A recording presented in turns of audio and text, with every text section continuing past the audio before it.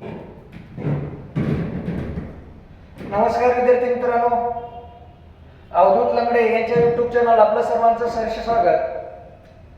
मागील तासामध्ये आपण मराठीचं लेक्चर बघितलं, त्यासोबतच जीएसचं लेक्चर बघितलं.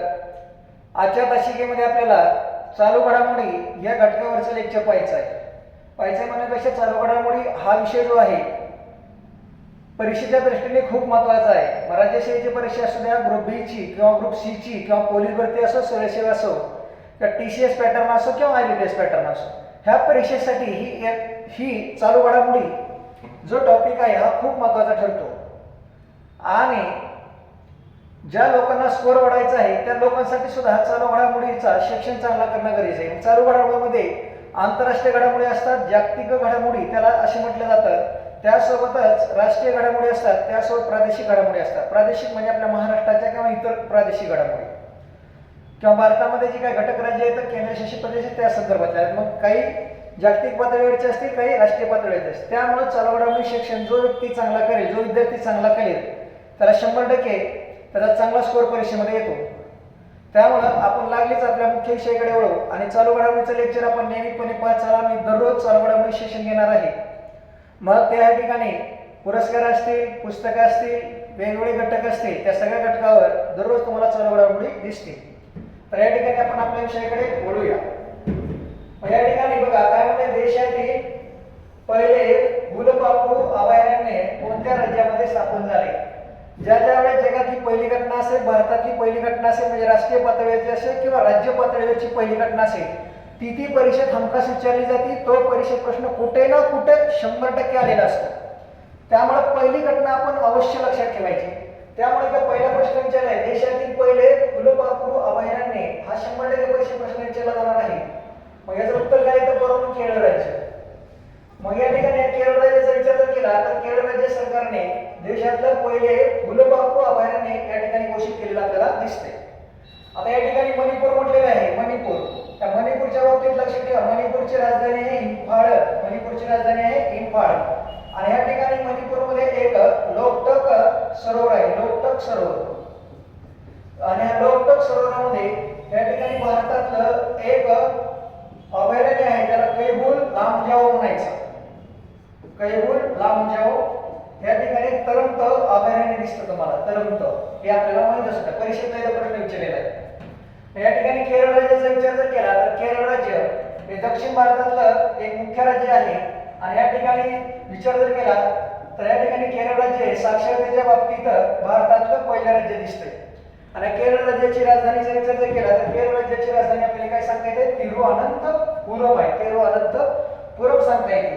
त्यानंतर हे महाराष्ट्र राज्य आहे, महाराष्ट्र.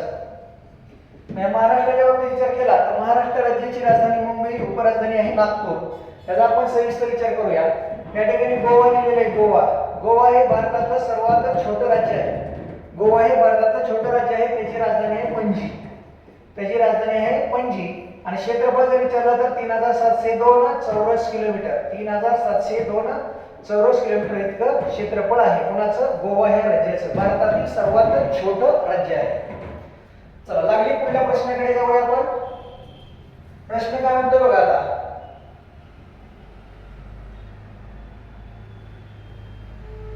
प्रश्न तुम्हाला काय म्हणले, भारतातील पहिल्या फुलपाखराच्या अभयारण्याचे नाव काय आहे? मग या ठिकाणी केरळ राज्य सरकारने भारतातलं पहिलं फुलपाखराचं अभयारण्य घोषित केलेलं आहे.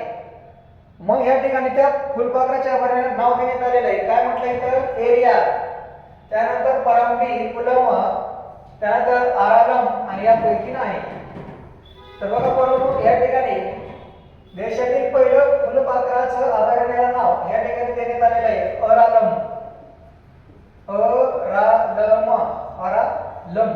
हे आपण सर्वांनी काय करा, लक्षात ठेवा. मग या ठिकाणी पेरियार, पेरियार ही केरळ राज्यातील एक नदी दिसते. आणि पेरियार नदीवर पेरियार प्रकल्प दिसतो. त्यानंतर या ठिकाणी परांबीकुलम हा सुद्धा एक आहे प्रकल्प आपल्याला सांगता येतो. हे दोन प्रश्न आपण अवश्य लक्षात ठेवा. देशातलं पहिलं फुलपाखराचं अभयारण्य केरळ राज्य सरकारने घोषित केलेलं आहे आणि त्याचं नाव या ठिकाणी अरालम आहे. हे आपण सर्वांनी लक्षात घेऊन द्या, परीक्षेच्या दृष्टीने खूप महत्वाचं आहे.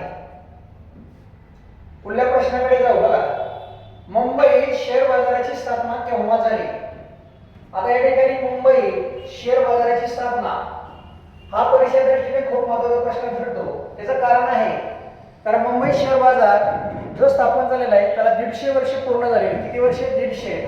मग या ठिकाणी परीक्षेमध्ये 25 वर्ष पूर्ण झालेल्या घटना असतील, त्यासोबतच 50 वर्ष पूर्ण झालेल्या घटना असतील, 75 वर्ष पूर्ण झालेल्या घटना असतील, किंवा या ठिकाणी 60 वर्ष पूर्ण झालेल्या घटना असतील, किंवा या ठिकाणी 100 वर्ष पूर्ण झालेल्या घटना असतील, किंवा या ठिकाणी 150 वर्ष 200 वर्ष पूर्ण झालेल्या घटनेचा प्रश्न असतो. मग या ठिकाणी जर विचार केला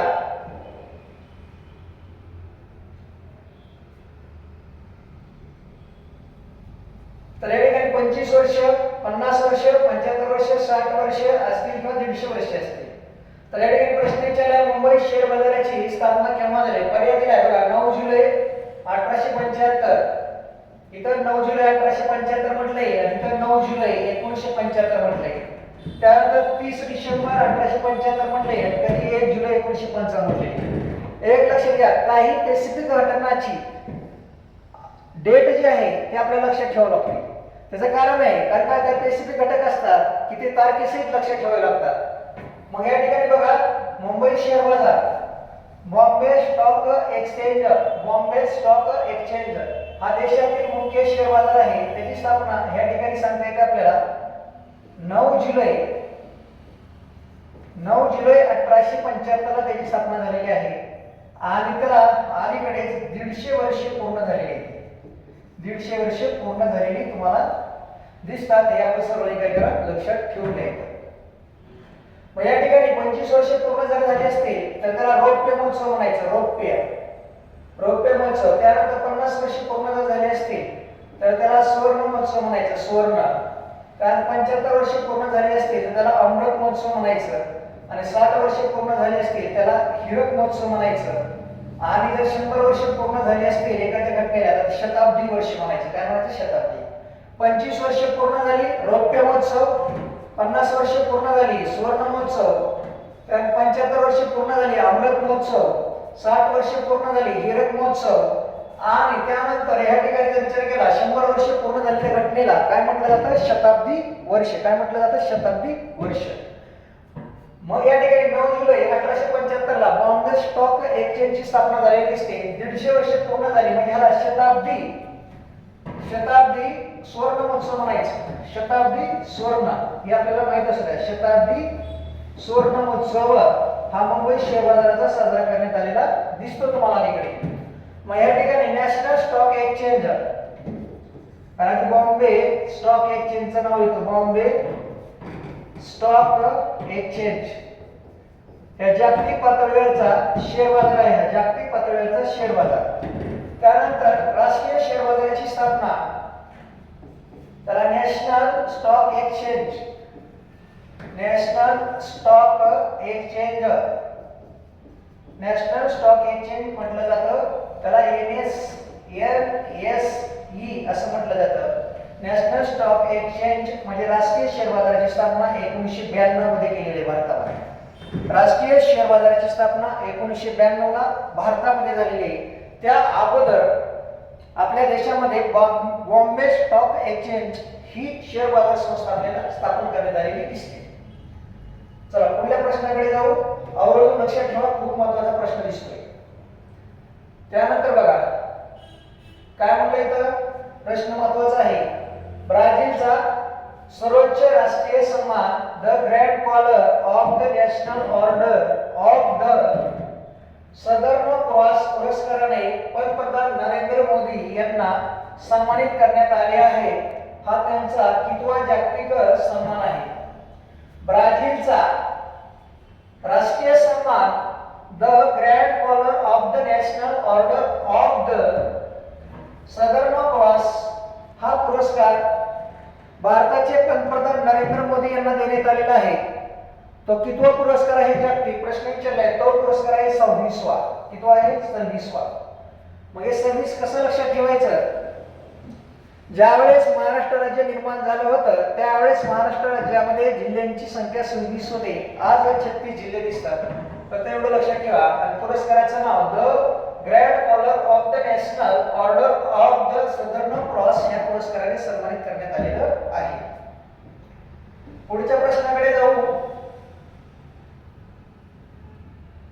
आता इथे प्रश्न विचारलाय बघा, ब्रिक्स देशाची 17वी शिखर परिषद कोणत्या देशात आयोजित करण्यात आली?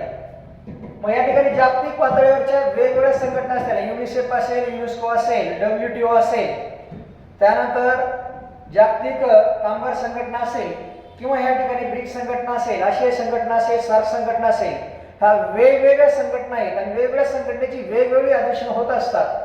मग ती अधिवेशने कुठे झाली, कुठल्या देशामध्ये झाली, त्याचं अध्यक्ष कोण होतं, ह्या घटकावर परिषद वारंवार प्रश्न विचारले जातात. आणि ह्या ठिकाणी भारताच्या दृष्टीने ब्रिक्स संघटना महत्वाची आहे. ह्या ब्रिक्स संघटनेवर अनेक परीक्षेत प्रश्न आलेले दिसतात. मग या ठिकाणी प्रश्न काय विचारला, ब्रिक्स संघटनेची 17वी शिखर परिषद कुठल्या देशामध्ये आयोजित करण्यात आलेली दिसते?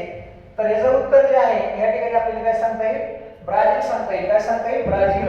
या ठिकाणी पाहूया ब्रिक्स संघटनेची माहिती नेमकी काय आहे ती.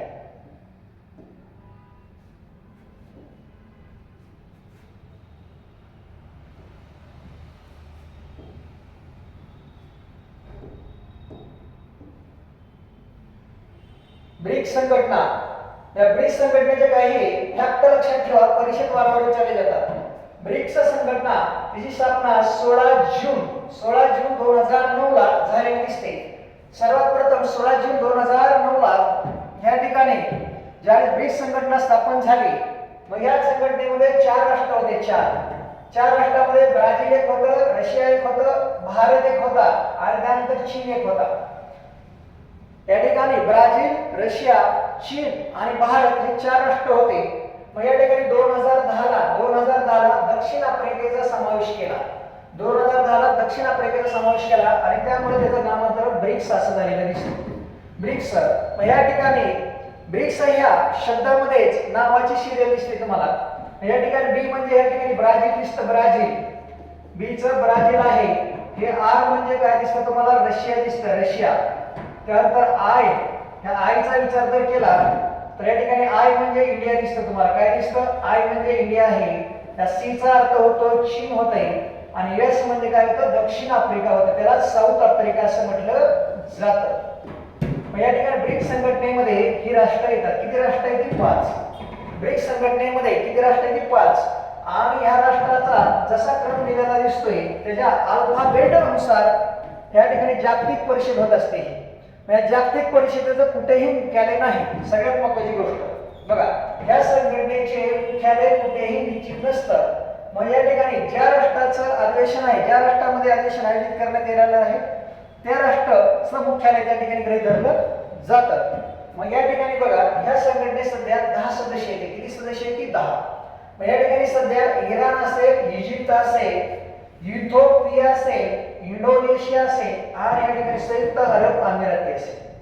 हे 5 राष्ट्र या ठिकाणी काय झालेले आहेत? ब्रिक्स संघटनेमध्ये समावेश झाले आहेत. बघा, इराण, इजिप्त, इथिओपिया असेल, इंडोनेशिया असेल आणि संयुक्त अरब अमिराती हे जे राष्ट्र आहेत, हे राष्ट्र या ब्रिक्स संघटनेमध्ये समाविष्ट झालेले आहेत. मग या ठिकाणी बघा, पहिली परिषद 2009 मध्ये झाली होती. पहिली परिषद कधी झाली? 2009 मध्ये तुम्हाला झालेली दिसते. कुठे झाली होती? रशिया ह्या राष्ट्रामध्ये. रशिया ह्या राष्ट्रामध्ये झालेली दिसते. तर अलीकडे ज्या परिषदा झालेल्या आहेत त्या परिषदा पहा. पहिली परिषद विचारली जाऊ शकते ब्रिक्स संघटनेची कुठे झाली? 2009 ला झाली होती, रशिया राष्ट्रामध्ये. मग 15वी परिषद दक्षिण आफ्रिका या ठिकाणी झालेली दिसते तुम्हाला. 16वी परिषद रशिया राष्ट्रामध्ये झालेली दिसते आणि आता जी 17वी परिषद आहे ही ब्राझील राष्ट्रामध्ये झालेली आहे. कुठे झालेली आहे? ब्राझील राष्ट्रामध्ये. हे आपण सर्वांनी काय करायचं? लक्षात ठेवून द्यायचं. हा परीक्षा दृष्टीने खूप महत्त्वाचा प्रश्न दिसतो आहे आपल्याला. आता पुढे काय म्हणते बघा, प्रश्न काय म्हटलेला आहे?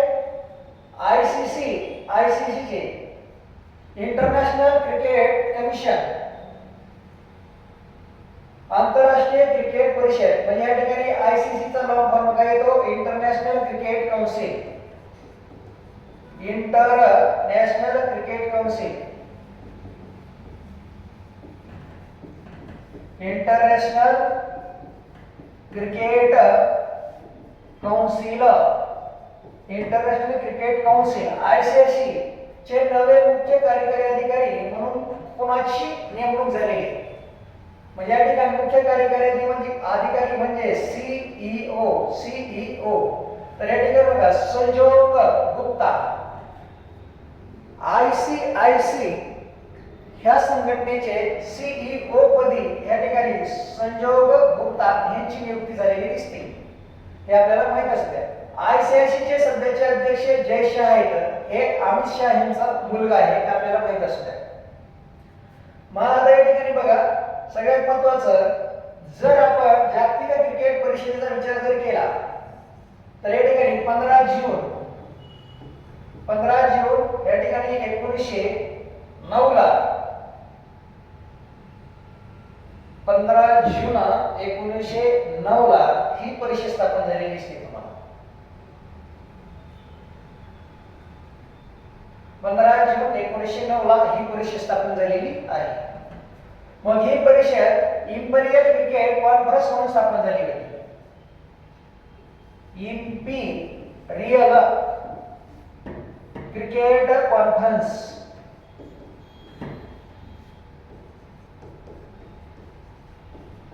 इंपिरियल क्रिकेट कॉन्फरन्स ह्या नावाने इंग्लंड, ऑस्ट्रेलिया आणि दक्षिण आफ्रिकेने ही काय केली होती? परिषद स्थापन केली होती 15 जून 1919 ला. त्यानंतर 1962 मध्ये तिचं नामांतरण आंतरराष्ट्रीय क्रिकेट कॉन्फरन्स असं झालं. आंतरराष्ट्रीय क्रिकेट कॉन्फरन्स असं केलं. आणि त्यानंतर अलीकडे ह्या संघटनेचे नामांतर 1987 ला या ठिकाणी आपल्याला आंतरराष्ट्रीय क्रिकेट परिषद असं झालेलं दिसतंय. आंतरराष्ट्रीय क्रिकेट परिषद बघा, ही संघटना 15 जून 1919 ला स्थापन झाली. त्यावेळेस त्या संघटनेचं नाव इंपिरियल क्रिकेट कॉन्फरन्स असं होतं. पण आज तिचं नामांतरण 1987 ला काय केलेलं आहे? आंतरराष्ट्रीय क्रिकेट परिषद, तिलाच ICIC असं म्हटलं जातं. आणि ह्या संघटनेचं मुख्यालय संयुक्त अरब अमिरातीमध्ये आहे. संयुक्त अरब अमिराती ह्या ठिकाणी, दुबई ह्या ठिकाणी ह्याचं मुख्यालय दिसतं. कुठं आहे? दुबई ह्या ठिकाणी. हे आपण काय करायचं? सर्वांनी लक्षात ठेवून द्यायचं, कारण ही परिषद खूप महत्त्वाची आहे. मग हिचं काम काय आहे? तर या ठिकाणी जागतिक क्रिकेट जे आहे त्याच्यावर नियंत्रण ठेवायचं ही काम करते. काय करते? ही संस्था करते. मग या ठिकाणी जागतिक वर्ल्ड कप असेल, त्यासोबत T20 वर्ल्ड कप असेल किंवा वेगवेगळ्या देशाच्या टेस्ट सिरीज असतील क्रिकेटच्या, त्या सगळ्या आयोजित करायचं काम कोणाकडे असतं? ICIC कडे असतं. अगोदर हे संघटनेचे मुख्यालय इंग्लंडमधील लंडन या ठिकाणी होतं, हे आपल्याला माहित असतं. परीक्षा दृष्टीने खूप महत्त्वाचा प्रश्न दिसतो आपल्याला. आता 7व्या प्रश्नाकडे जाऊ. बघा काय म्हटलाय प्रश्न? नुकतेच कोणत्या राज्यात महिलांना सरकारी नोकऱ्यामध्ये 35% आरक्षण दिलेलं आहे? खाजगी नोकऱ्यामध्ये म्हटलेलं नाही, सरकारी गव्हर्नमेंट नोकऱ्यामध्ये 35%, तर 35 आहे, 35 म्हणजे 35% आरक्षण देण्यात आलेलं आहे. तर या प्रश्नाचं अचूक उत्तर येतं बिहार. या प्रश्नाचं अचूक उत्तर आहे बिहार. हा बी परीक्षा प्रश्न विचारला जाऊ शकतो. नुकताच कोणत्या राज्य सरकारने महिलांना 35% सरकारी नोकऱ्यामध्ये आरक्षण देण्याचा निर्णय घेतलेला आहे? तर या ठिकाणी त्याचं उत्तर काय आहे बाबा? बिहार राज्य आहे. कुठलं राज्य आहे? बिहार. बस एवढं लक्षात ठेवून द्यायचं. तर पुढल्या प्रश्नाकडे जातो मी. बघा ऍपलचे मुख्य कार्यकारी अधिकारी म्हणून कोणाची नेमणूक झाली आहे? ऍपलचे मुख्य कार्यकारी अधिकारी म्हणून कोणाची नेमणूक झालेली आहे?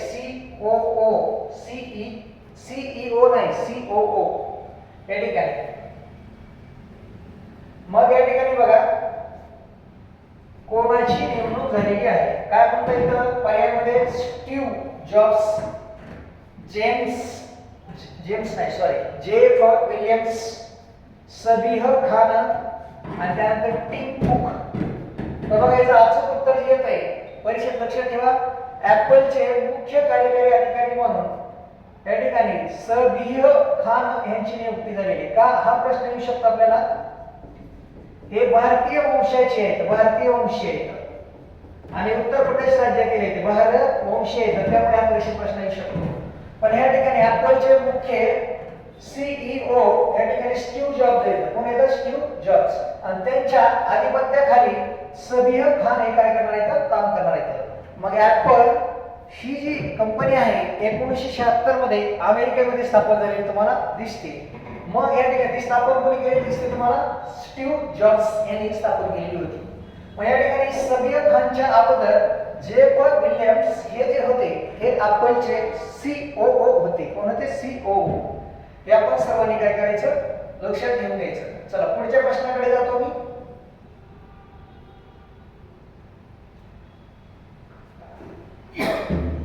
प्रश्न काय म्हणते बघा. एलन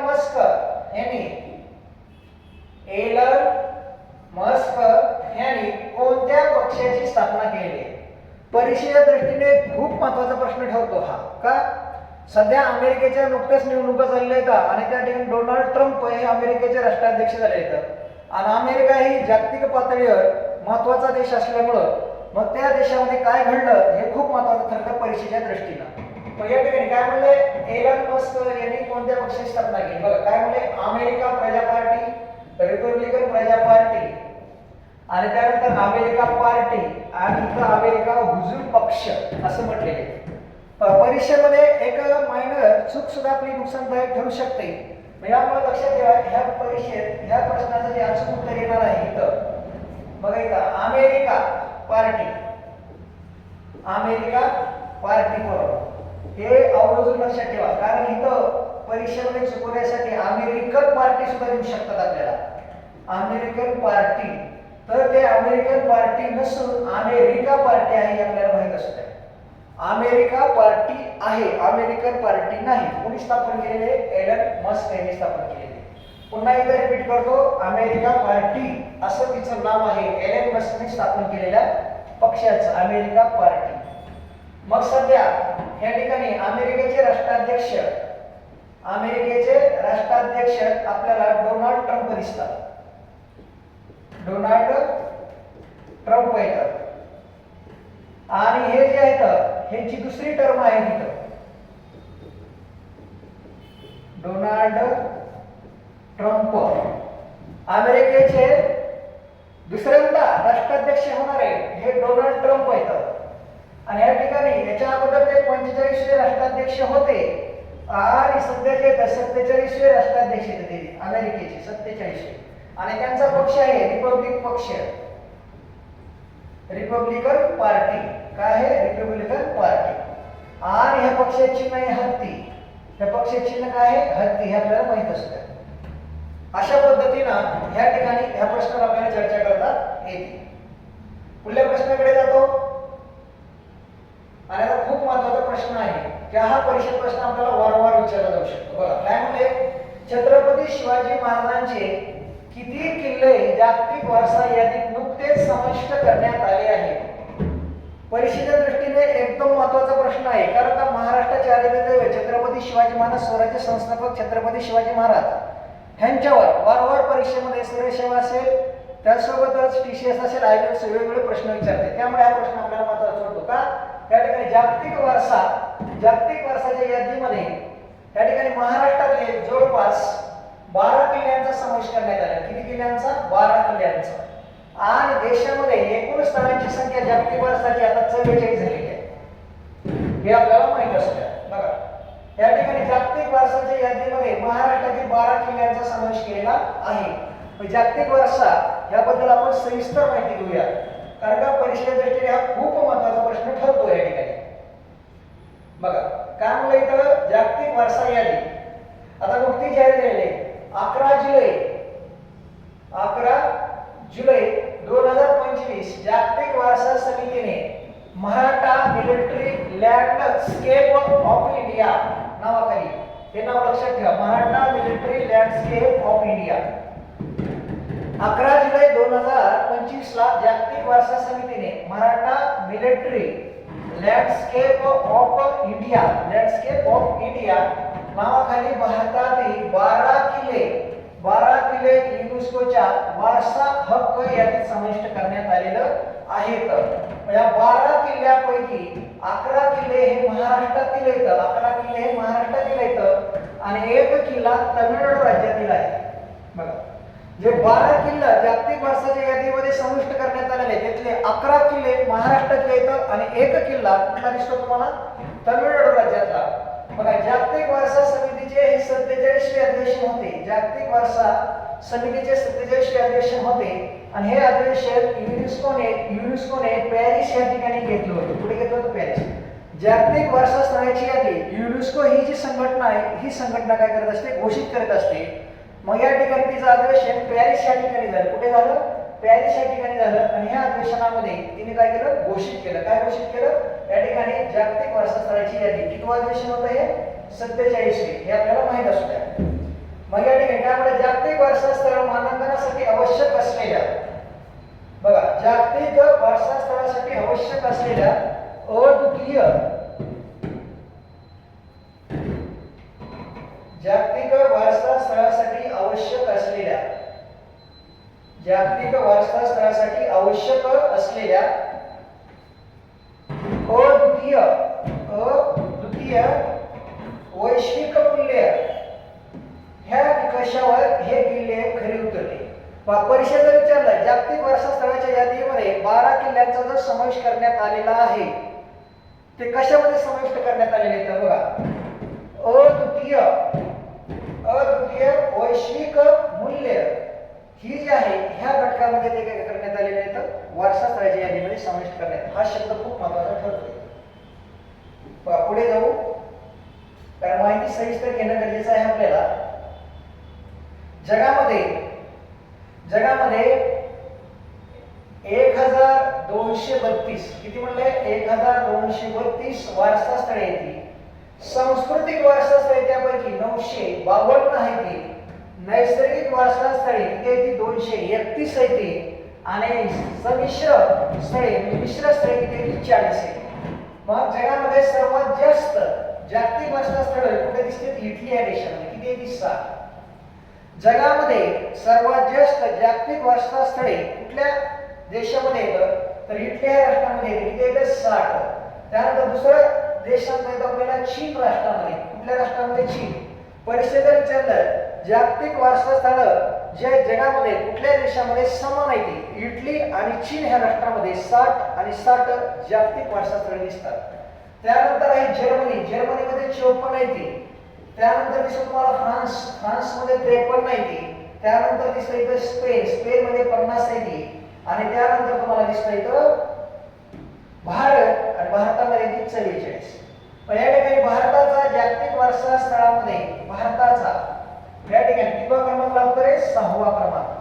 परिषद जागतिक वारसा स्थळाच्या यादीमध्ये भारताचा कितवा क्रमांक लागतो? परिषद जर प्रश्न आला तर लक्षात ठेवून द्या, कितवा लागतो रे? 6वा.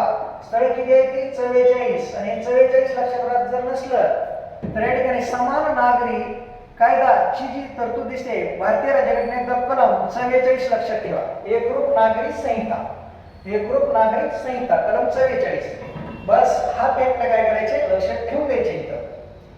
मग बघा काय म्हटलं इथं आणखी, भारतामध्ये जागतिक वारसा स्थळे 44 आहेत. भारतामध्ये जागतिक वारसा स्थळे किती आहेत? 44 आहेत. मग सांस्कृतिक स्थळ 36 आहेत. नैसर्गिक वारसा स्थळे 7 आहेत आणि मिश्र स्थळे किती आहेत? 1 आहेत. म्हणजे जागतिक वारसा स्थळाची यादी मध्ये जागतिक वारसा स्थळाची यादी 1983 ला ज्यावेळी सुरू झाली तर भारतामध्ये 1983 मध्ये या ठिकाणी अजंठा लेणी, त्यानंतर वेरूळ लेणी, आग्रा किल्ला आणि त्यासोबत ताजमहल हे 4 घटक 1983 ला समाविष्ट करण्यात आले. 1983 ला जागतिक वारसा स्थळाच्या यादीमध्ये या ठिकाणी आग्र्याचा किल्ला असेल, ताजमहल असेल, अजंठा असेल आणि वेरूळ ही 3 ठिकाणं, ही जवळपास 4 ठिकाणं 1983 ला जागतिक वारसा स्थळाच्या यादीमध्ये समाविष्ट करण्यात आली. आणि महाराष्ट्राच्या दृष्टीने अजंठा वेरूळ ही दोन्ही ठिकाणं महत्त्वाची ठरतात 1983 ला. मग भारतामध्ये महाराष्ट्रामध्ये सर्वात जास्त म्हणजे 6 जागतिक वारसा स्थळे आहेत. भारतामध्ये सर्वात जास्त जागतिक वारसा स्थळे कुठल्या राज्यामध्ये? महाराष्ट्र राज्यामध्ये. किती येतील बाबा? 6. मग त्याच्यामध्ये बघा 1983 ला अजंठा वेरूळ आहे, अजंठा लेण्या आणि त्यासोबतच वेरूळच्या लेण्या 1983 मध्ये. त्यानंतर बघा इथे लिहिलेलं आहे 1983 अजंठा आणि त्यानंतर 1983 लिहिलेलं आहे वेरूळ, इथे डबल झालेला आहे. चलो 1986 ला गारापुरी लेणी असते. त्यानंतर 2004 ला CST छत्रपती शिवाजी महाराज टर्मिनस या ठिकाणी मुंबई या ठिकाणी असलेलं रेल्वे स्टेशन असेल. त्यानंतर 2018 मध्ये मुंबईचे व्हिक्टोरिया गॉथिक आणि आर्ट डेको वास्तुशिल्प. मुंबई हे जे शहर आहे या शहरामध्ये मुंबईचे व्हिक्टोरिया गॉथिक आणि आर्ट डेको वास्तुशिल्प हे कधी 2018 मध्ये आणि त्यानंतर 2025 मध्ये Maratha military landscape of India मध्ये 12 किल्ला. किती किल्ला? 12. हे आवर्जून लक्षात ठेवा. आणि जागतिक वारसा दिन हा 18 एप्रिलला असतो. जागतिक वारसा दिन कधी असतो? 18 एप्रिलला असतो. चला पुढे जातो, कारण का परीक्षेच्या दृष्टीने हे आपल्याला महत्त्वाची माहिती आहे. मग आता किल्ले कुठले कुठले येते ते बघा, कारण परीक्षेमध्ये विचारले जाऊ शकतात. जागतिक वारसा स्थळाच्या यादीमध्ये कोणता किल्ला नाही, त्यामुळे किल्ले सुद्धा महत्त्वाचे ठरतात आपल्याला. बघा साल्हेर किल्ला नाशिक जिल्ह्यामध्ये आहे, त्यानंतर शिवनेरी किल्ला पुणे जिल्ह्यामध्ये आहे, खांदेरी किल्ला रायगड जिल्ह्यामध्ये आहे, प्रतापगडचा किल्ला सातारा जिल्ह्यामध्ये आहे, राजगडचा किल्ला पुणे जिल्ह्यामध्ये आहे आणि सिंधुदुर्ग किल्ला सिंधुदुर्ग जिल्ह्यामध्ये आहे. साल्हेर असेल, शिवनेरी असेल, खांदेरी असेल, प्रतापगड असेल, राजगड असेल, सिंधुदुर्ग असेल. त्यानंतर इकडे गेले पन्हाळा किल्ला असेल कोल्हापूरमध्ये आहे, लोहगड किल्ला पुण्यामध्ये आहे, रायगड किल्ला रायगडमध्ये आहे, सुवर्णदुर्ग किल्ला रत्नागिरीमध्ये आहे, विजयदुर्ग किल्ला सिंधुदुर्गमध्ये आहे आणि सगळ्यात महत्त्वाचं एक किल्ला जो आहे तमिळनाडू राज्यातला आहे जिंजी. जिंजीचा किल्ला जो आहे हा तमिळनाडू राज्यामध्ये वेल्लुपुरम जिल्ह्यामध्ये आहे. बघा जिंजीचा किल्ला वेल्लुपुरम हे तमिळनाडू राज्यामध्ये तुम्हाला दिसतो. एकच किल्ला आहे असा की तो तमिळनाडू राज्यातला आहे. एकूण महाराष्ट्रातले किती किल्ले दिसतात? 11 किल्ले, MH 11. मग आता ह्याच्यामध्ये असा परीक्षा प्रश्न विचारला जाऊ शकतो. या ठिकाणी छत्रपती शिवाजी महाराजांची पहिली राजधानी कोणती होती? तर या ठिकाणी राजगड ही छत्रपती शिवाजी महाराजांची पहिली राजधानी. त्यानंतर या ठिकाणी छत्रपती शिवाजी महाराजांची दुसरी स्वराज्याची राजधानी काय दिसते तुम्हाला? रायगड दिसते, रायगड. मग त्यासोबतच शिवाजी महाराजांचा जन्म झालेले ठिकाण शिवनेरी हे सुद्धा आहे जागतिक वारसा स्थळाच्या यादीमध्ये तुम्हाला दिसतं. आणि त्या ठिकाणी ह्या ठिकाणी 3 जलदुर्ग दिसतात तुम्हाला. जलदुर्ग 3 जलदुर्ग आहेत. जलदुर्ग हे आपण आवर्जून लक्षात ठेवा. 3 किंवा अभ्यासात जास्त असते. मी मोजतो बघा. सिंधुदुर्ग, जलदुर्गामध्ये सिंधुदुर्ग किल्ला आहे, सिंधुदुर्ग जिल्ह्यामध्ये सिंधुदुर्गचा किल्ला. त्यानंतर या ठिकाणी सुवर्णदुर्ग किल्ला आहे, सुवर्णदुर्ग हा सुद्धा किल्ला रत्नागिरीमध्ये येतोय. आणि त्यानंतर विजयदुर्ग. हे जे किल्ले दिसतात हे किल्ले तुम्हाला कुठे दिसतात? पाण्यामध्ये असलेले. बघा सिंधुदुर्ग असेल, सुवर्णदुर्ग असेल आणि विजयदुर्ग. जागतिक वारसा स्थळामध्ये महाराष्ट्रातले 11 किल्ले असतात, त्यापैकी 3 जे आहेत जलदुर्ग आहेत. परीक्षेत असं विचारलं जाऊ शकतं, जागतिक वारसा स्थळाच्या यादीमध्ये समाविष्ट करण्यात आलेल्या 12 किल्ल्यापैकी किती किल्ले जलदुर्ग आहेत? तर 3 आहेत, सिंधुदुर्ग, सुवर्णदुर्ग आणि विजयदुर्ग. हे आपण सर्वांनी आवर्जून लक्षात ठेवा, कारण का जागतिक वारसा स्थळाच्या यादीवर 100% प्रश्न असतो. महाराष्ट्र राज्यामध्ये 6 माहिती ठिकाणं आणि आपल्या भारतामध्ये 44 झालेले हे आपल्याला माहित असू दे.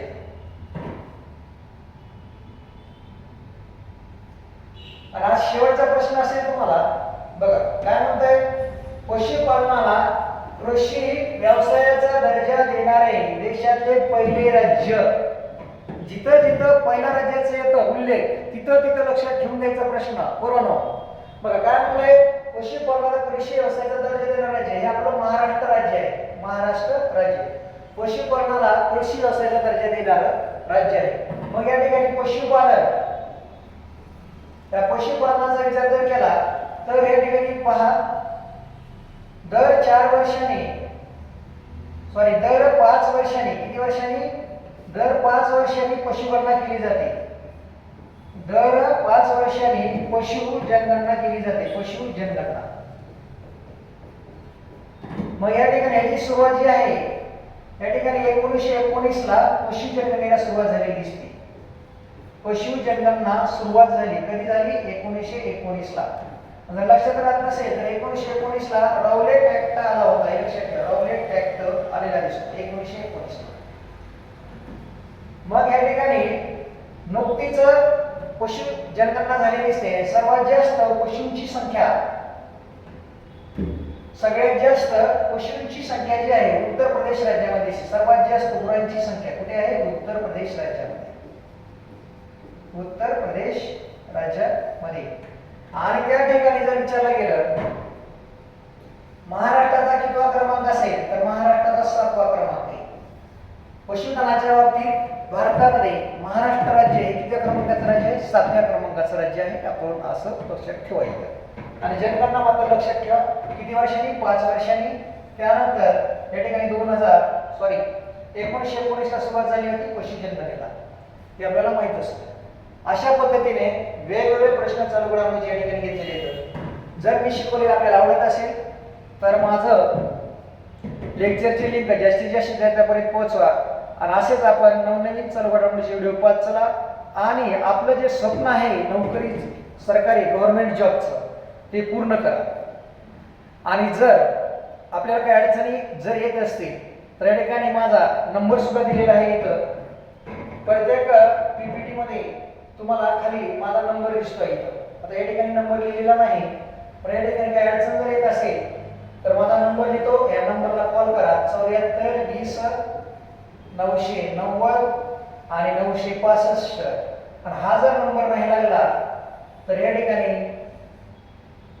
86 98 79 0966 ह्या नंबरवर काय करा? कॉल करा. दोन्हीपैकी एक कोणता तरी एक नंबर लागेलच निश्चित. फोन सदैव चालू असतो. आणि आपण नियमितपणे लेक्चर पाहत राहा. आवडलं तर लाईक करा, शेअर करा. आणि या ठिकाणी मी थांबतो. जय हिंद, जय महाराष्ट्र.